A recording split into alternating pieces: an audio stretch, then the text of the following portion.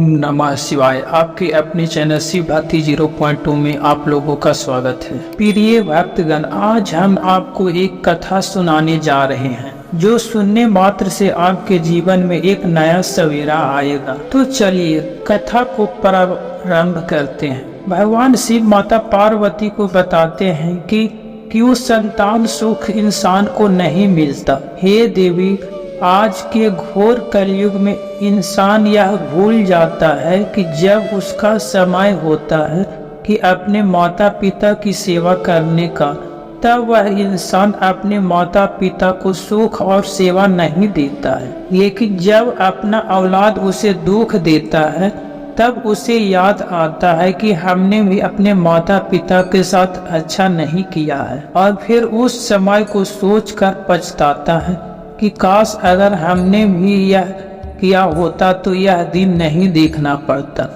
फिर माता पार्वती कहती है, हे प्राणनाथ, आप क्या क्या कह रहे हैं, मुझे कुछ समझ में नहीं आ रहा है, कृपया आप मुझे विस्तार से बताइए।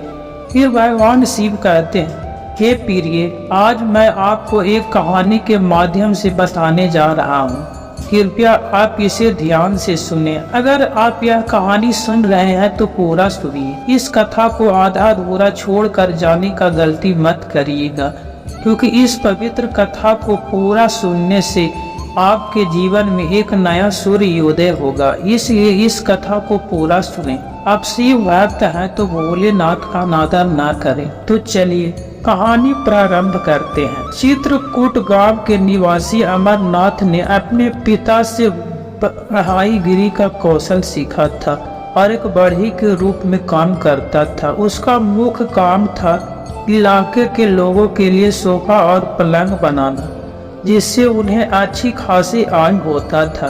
अमरनाथ की शादी होने पर उनकी पत्नी घर आई, जिसका नाम रीना था। उसके सास ससुर भी उसे प्यार से रीना ही बुलाते थे, परंतु अमरनाथ प्यार से रानी कहकर पुकारता था। विवाह के प्रारंभिक दिनों में बहुत सुख मिला, लेकिन बाद में वह अपने सास ससुर को काफी दुख देने लगा।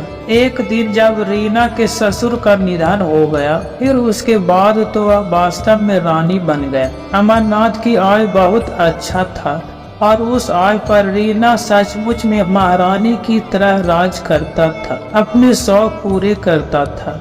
हालांकि गांव के टोले मोहल्ले में कोई ऐसा नहीं था जिसको वह तना नहीं देती। रीना और अमरनाथ की एकमात्र संतान उसका बेटा था। वह भी बढ़ाईगिरी का कारीगर था और एक बहुत ही अव्वल दर्जे का बड़ा कारीगर था। अमरनाथ ने अपने बेटे की शादी कर दिया, मगर उसकी पत्नी का व्यवहार ठीक नहीं था। उसने घर में कदम रखने के साथ ही कुछ ही दिनों के अंदर अपने सास ससुर को अलग कर दिया। पहले तो बेटा अमरनाथ के साथ काम धाम करता था, परंतु अमरनाथ के मन में इच्छा था कि उसका बेटा उससे भी ज्यादा अच्छा कारीगर माना जाए, और ऐसा हुआ भी। अमरनाथ के बेटे अरुण की अच्छे कारीगरों में गिनती होने लगा। अब इलाके के लोग काम करने के लिए उसे ही पूछते और बुलाते। अब अमरनाथ अपने बेटे के अधीन काम करने लगा। कुछ समय तक सब कुछ ठीक चला, लेकिन फिर वही पुराना बात नहीं रहा। अमरनाथ ने अपने बेटे को सभी कामों में इतना आगे बढ़ा दिया, उनका बेटा तो काफी आगे निकल गया और अमरनाथ खुद पीछे रह गए। अब लोग सिर्फ अरुण से ही काम के बारे में पूछते थे। अमरनाथ और अरुण एक साथ काम करते थे, लेकिन पैसे सिर्फ अरुण के पास ही आते थे। अमरनाथ बस देखते ही रह जाता था और अरुण सारे पैसे अपने पास रख लेता था। इसी तरह कुछ दिन बीत गए तो रीना ने अपने पति अमरनाथ से कहा, ये कैसे चलेगा? अगर तुम सब पैसे उसी के पास रहने देते हो तो मैं क्या करूं? कैसे मांगू? वह तो हमारा बेटा है, अजीब लगता है। फिर उसकी पत्नी कहती है, क्या हम भूखे मरे और वह ऐश करे? तुम ही क्यों नहीं मांग लेती? तुम काम करो और पैसे भी मांगो। इस मुद्दे पर दोनों के बीच अक्सर बहस होने लगा, लेकिन कोई भी इंसान अपने बेटे से पैसे नहीं मांगता। परंतु अब खाने पीने के चीजों की कमी होने लगा। रीना पति को समझाते समझाते थक गया कि अकेले ही काम किया करो। अमरनाथ कहता, ऐसे छोड़ दो अरुण को, अभी भी काम के कई पहले नहीं समझता है। रीना पहले उसे समझा बुझाकर थक गया, पर सब बेकार। अब वह फिर लोगों के खेतों में काम करने लगी। रीना काम करके आती, तब दाना पानी की व्यवस्था होता था। रीना की कमाई से ही दोनों प्राणियों की गुजर बसर हो रहा था। ऐसी हालत में जब रीना अपनी बहू को इतराते हुए देखती तो उसका गुस्सा अपने पति पर और भी बढ़ जाता। आगे चलकर उसका गुस्सा स्थायी रूप ले लिया। फिर वह पति को गाली देने लगा। ये गाली गलौज देती और अपना प्रचंड रूप धारण कर लेती। रीना का एक समय उसके स्वर मधुर थे, अब वह गाली गलौज करने वाली रानी बन चुका था। समाज के लोगों को बुरा लगता, पर अमरनाथ को कोई फर्क नहीं पड़ता था। वह चुपचाप गाली सुनता रहता, कभी कभी गाली देती पत्नी की तरफ देखता।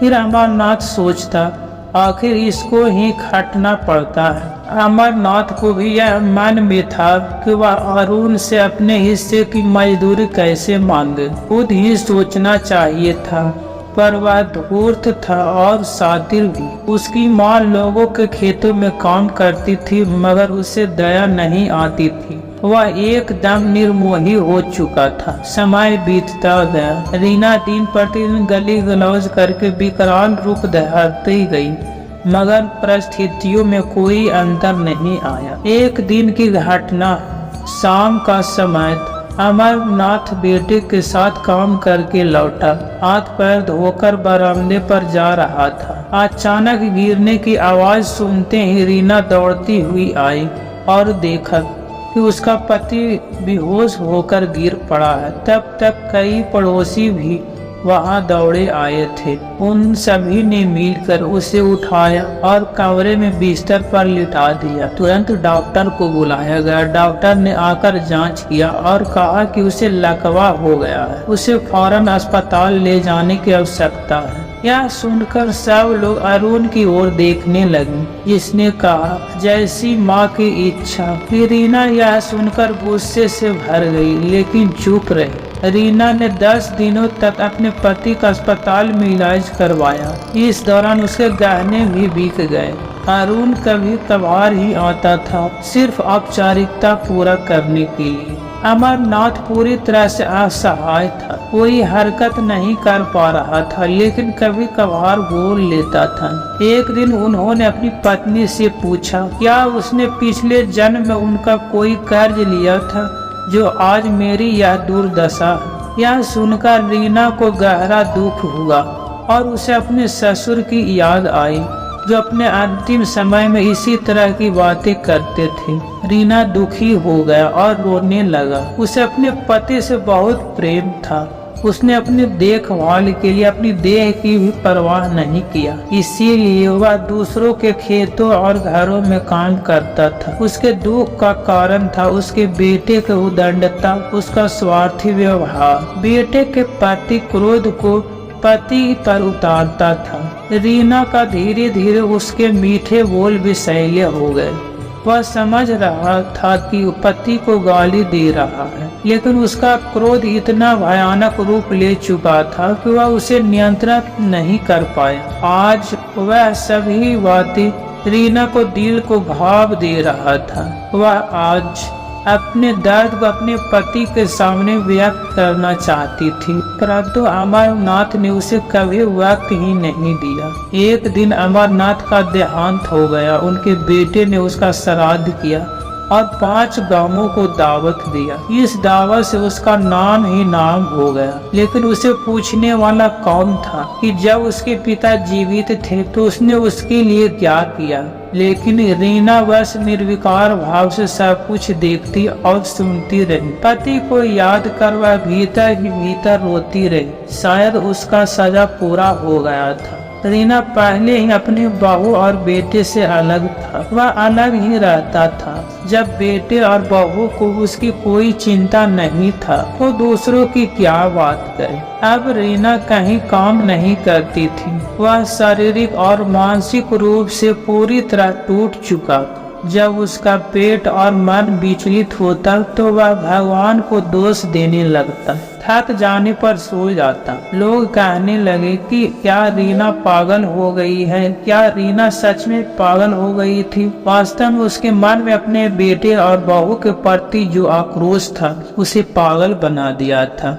उन्हीं दिनों एक बार उससे नैहर से उसका भतीजा आया और अपने साथ ले गया। रीना नैहर आ गए, वहीं पर रहने लगी। एक दिन उसने देखा कि उसके भतीजे की पत्नी पुरानी साड़ियों से सूत उखाड़ रहा था। उसने बहू से पूछा, बहू सूत निकाल कर क्या करोगी। यह सुनकर बहू बोली, चलिए दिखाती हूँ। वह उसे अपने कमरे में ले गया। वहाँ रंग बिरंगी चटाइयाँ और बिस्तर पर सोने वाले गलीचों की तरह तरह के डिजाइन और बिछावन पड़े थे। उनमें आकर्षक फूलों के डिजाइन बने थे। वाह, अद्भुत, बहुत सुंदर और आकर्षक है ये। क्या ये सब इन्हीं सूतों से बना है। हाँ बुआ जी, सभी पुराने कपड़े नए हो गए हैं। फिर रीना कहती है, मगर जो मनुष्य बूढ़े हो गए हैं वे कैसे नए होंगे। होंगे बुआ जी, होंगे। वे अपने काम से नए होंगे। रीना बहू की बात पर हंस रहा था। आज बहुत दिनों के बाद हंसा था। हंसते हुए वह सोच रही थी कि बहू कितनी होशियार है। वह अपने बारे में भी सोच रही थी। पुरानी त्यागी हुई साड़ियों से बहू ने उपयोगी वस्तुएं बना लिया है। वह बिना कोई काम धाम किए भतीजे के यहाँ पड़ी नहीं रहेगी। वह ऐसा नहीं करेगी। फिर रीना को याद आया कि उसके हाथ की मुंगेड़ियाँ और बोड़ियों की प्रशंसा उसके नैहर ससुराल दोनों ही जगह होती रही है। वह अपने कला को पुनः जगाएगी। उसने अपने दिल की बात अपने भतीजे के साथ साझा किया। शुरुआत में उन्हें कहा, तुम्हें इसकी क्या आवश्यकता है। बस यहाँ रहो, खाओ पियो और मजे करो।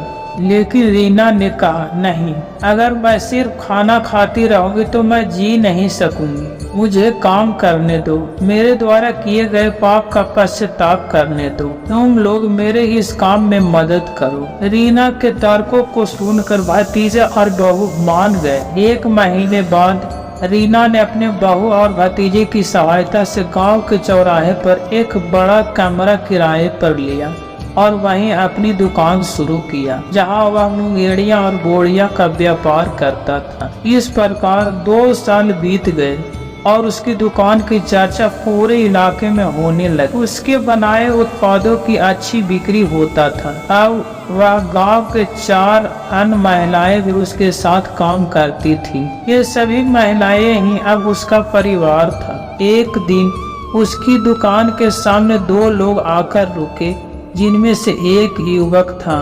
उस नौजवान ने दूसरे से पूछा। ताऊ जी ने कहा, हाँ बेटा वही है, परंतु अब ये गाली नहीं बकती। वो लड़का भी रीना की दुकान पर बोड़ियां लेने के लिए गया और उसने बोड़ियां ले ली। तब उसने पूछा, काकी पहचाना मुझे। हाँ, तुम सनोज हो ना। कब आए। परसों ही आया। तुम्हारा बेटा अरुण कैसा है। हम दोनों साथ ही पढ़ते थे ना। हाँ बेटा याद है, लेकिन मैं उस घर की तरफ नहीं जाता। हम 5 स्त्रियां, यही मेरा परिवार है। सनोज यह सोचकर अवाक रह गया और रीना की तरफ देखने लगा। मन ही मन विचार उठा कि ऐसे समय में बेटा तो अपने माँ के साथ नहीं है, पर परिवार का एक नया स्वरूप देखने को मिल रहा है। वह भी पूरी संवेदना और शिद्दत के साथ कहता है, काकी अब यही आपका परिवार है और इसी परिवार के साथ आप अपनी जिंदगी गुजारने लगी। उसी गांव चित्रकूट रहने वाले मंगरू धोबी और उसकी पत्नी नेहा बड़े ही शांति से अपना जीवन बसर कर रहा था। गांव के बाहर ही जंगल के नजदीक से बहने वाली नदी पर वह दोनों कपड़े धोने जाते थे। वे दोनों साथ में काम किया करते थे और हर खुशी और गम में एक दूसरे के साथ ही बने रहते थे। उनमें गहरा प्रेम था। एक दिन जब वे जंगल के पास एक नदी पर कपड़े धो रहे थे, दोपहर के समय सूरज उनके सिर पर चमक रहा था। मंगरू ने नेहा से कहा, चलो थोड़ी देर के लिए पेड़ के नीचे आराम कर लेते हैं। नेहा ने उत्तर दिया, तुम जाओ, मैं कुछ काम निपटा कर आता हूँ। मंगरू पेड़ के नीचे जाकर बैठ गया और नेहा वापस कपड़े धोने लगा। तभी नेहा ने मंगरू के चीखने की आवाज सुनी। मंगरू चीख रहा था, नेहा मुझे बचाओ।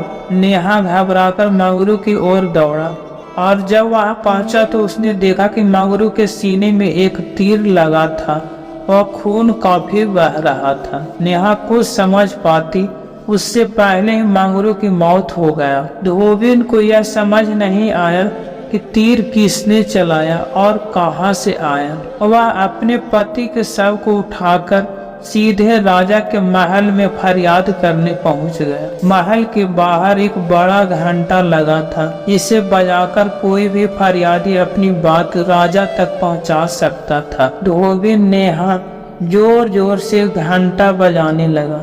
राजा ने उसे दरबार में बुलाया और पूछा, कहो क्या फरियाद है तुम्हारा। दुखी धोबी ने रोते हुए राजा के सारी बातें बता दी और कहा, हुजूर मुझे इंसाफ चाहिए, मेरे पति के हत्यारों को ढूंढकर उसे सजा दीजिए। राजा ने जवाब दिया, तुम बिल्कुल ही फिक्र मत करो, हमें कुछ समय दो, हम जल्द से जल्द सारे मामले की जांच करवाकर तुम्हें इंसाफ देंगे। अब तुम जाओ और अपने पति का दाह संस्कार करवाओ। इसके बाद राजा ने अपने खास दरबारी को पूरे मामले की जांच का हुक्म दे दिया। जब पूरे मामले की जांच किया गया तो यह सच्चाई सामने आया कि जब धोबी और धोबी जंगल के पास वाली नदी के कपड़े धो रहे थे, उसी समय अरुण जंगल में लकड़ी काटने के लिए गया था और उसी पेड़ के नीचे मंगरू बैठा था। अरुण को मंगरू नहीं दिखा। पेड़ की टहनी काटते काटते उसके हाथ से कुल्हाड़ी छूट जाता है, जो मंगरू के सीने में जाकर लग जाता है और मंगरू धोबी वहीं पर मर जाता है। फिर अरुण वहां से भाग जाता है। हालांकि अरुण ने कुल्हाड़ी अपनी लकड़ी काटने के लिए चलाया था, इसलिए उसके द्वारा धोबी की मौत अनजाने में हो गया था। जब राजा को इसकी जानकारी मिला तो राजा ने आदेश दिया उस बड़ाही को दरबार में पेश किया जाए, लेकिन न्याय के प्रति उनकी प्रतिबद्धता के कारण उन्होंने धोबी को न्याय दिलाने का निर्णय लिया। अगले दिन नेहा धोबिन को दरबार में लाया गया, जो रीना के यहाँ काम करती थी। उस समय रीना भी वहाँ मौजूद थी। राजा ने धोबिन से कहा, हमने तुम्हारे पति का हत्यारे को पकड़ लिया है और वह इसी जगह पर है। धोबिन ने कहा, हुजूर कृपया जल्दी से उसे सामने लाइए और मुझे न्याय दिलाइए। राजा ने उत्तर दिया कि तुम्हारा अपराधी कोई और नहीं बल्कि रीना का बेटा है। उन्होंने अनजाने में ही आपके पति का जीवन ले लिया। राजा ने फिर सब कुछ धोबिन को समझाया। राजा ने कहा वे उसे न्याय दिलाएंगे। उनका न्याय यह है कि जिस प्रकार रीना की बेटे ने धोबी के पति को मारा, वह रीना की बहू यानी अरुण की पत्नी को मार सकता है। ऐसा कहते हुए राजा ने उसे तलवार थमा दिया और सामने अरुण की पत्नी को खड़ा कर दिया। धोबिन ने तलवार पकड़ा और कहा, महाराज आप एक न्यायी राजा हैं और आपने जो न्याय किया है वह पूर्णतः उचित है, पर मैं आप जैसे न्याय राजा न्याय कर सकते हैं। मैं जानती हूँ कि रीना का बेटा बहू काफी दुख दिया है इनको, फिर भी माँ है, अपने बेटे बहू की रक्षा करना उसका धर्म है, इसलिए आप इनको छोड़ दें और मैं इसको दंड नहीं दे सकती। यह कहकर धोबिन ने तलवार फेंक दिया। फिर रीना ने भी धोबन को गले लगा लिया। राजा ने कहा वे उसके दुख को दूर तो नहीं कर सकते, पर उसे ध्यान देकर और जरूरत पड़ने पर सहायता करने का वचन देकर सहायता करेंगे। तब रीना कहती है, मेरे पापों की सजा मेरे बेटे बहू को मिलने वाला था, आज तुमने उसे नया जीवन देकर बचा लिया है। इतना कहकर बुढ़िया रीना वहाँ से चली जाती है। साथ ही उसका बेटा बहू अपने माँ को लेने के लिए पीछे पीछे चला जाता है। फिर आपस में मिलजुल कर खुशी पूर्वक लोग रहने लगते हैं और उस बूढ़ी रीना को अपने संतान का सुख प्राप्त होता है। इतना कहकर भगवान शिव इस कथा को समाप्त करते हैं। इस वीडियो को बोलते समय कोई त्रुटि हो तो मैं क्षमा चाहता हूँ। उम्मीद है आप सभी को यह वीडियो अच्छा लगा होगा। अगर आप शिव के सच्चे भक्त हैं तो चैनल को सब्सक्राइब और वीडियो को लाइक करके कमेंट में हर हर महादेव लिख दीजिए।